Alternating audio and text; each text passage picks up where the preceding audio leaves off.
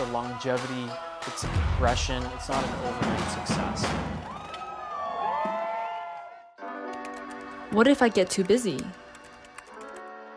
The reality is, you will get busy. And the trap in the real estate industry is when you do get busy, you forgot the things that got you there to get to a point where you get busy, to service clients.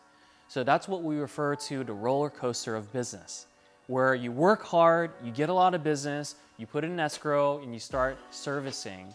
But when you service, you forgot the hard work it took you to get to the point where you can get people to service. So the flaw in thinking that I'm going to get too busy starts from the end goal that you have in mind. If you have not planned out what it's going to look like for you in terms of the long term of your business, and you don't have clarity on that, of course you're going to perceive as when you get too busy, it's not the thing that you want it for, that you built the business for.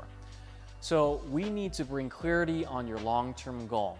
And for most of us, that's having a little bit of leverage, stronger systems and tools, building that track record so that we can have a simpler way of conducting business in the future. And what that looks like is pre-planning what it should look like in the future. You're not going to be a one-man operation or woman operation for the rest of your career unless that's what you perceive as what you want.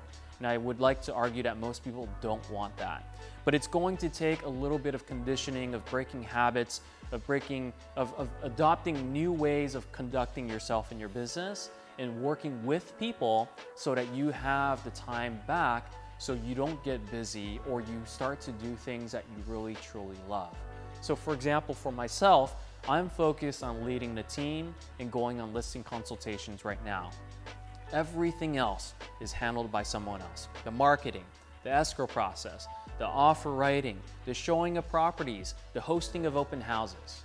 Everything else is done by someone else because I acknowledge the best use of my time, the higher dollar per hour, is meeting with sellers and brainstorming how I can continue to grow and work on the business.